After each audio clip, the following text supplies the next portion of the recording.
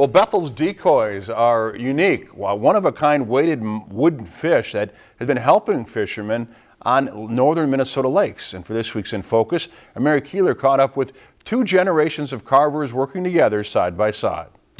I don't know how you're already that far. Between work and school, father and son Mark and Cole are sitting at their kitchen table carving.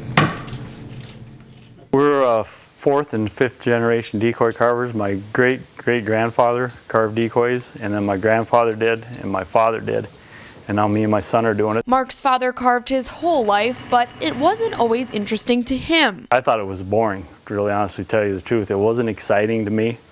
And then after Cole was born, I went over to my dad's and I sat down with my dad when he was carving, and I carved 3 decoys, one for each one of the kids. The situation changed when his father died. I took the tools that he had and I looked at him. I said, you know, I might as well just start doing some of this stuff. I got a little free time. A construction worker by trade, Mark experienced a lull at work. The week span there that I was off, I had carved about 20 of them. I said, I could really get into this. Well, then all of a sudden the boss calls and said, you ready to go back to work? And I says, no, not really. I'm carving decoys. From then on, he was hooked. None of the generations, except for this generation, me and Cole, have actually carved at the same time as the other person carved. I was able to get it down. Took me on my first one, it took me like 2 hours to carve it.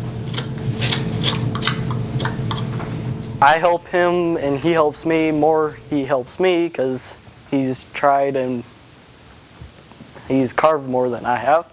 He's carved about 200 and I've only carved like 26. And these fish are more than just colorful carvings. It's the time we get to spend together. Like when my dad was doing it and my uncle was doing it, I sat and watched, but I never actually did it with them.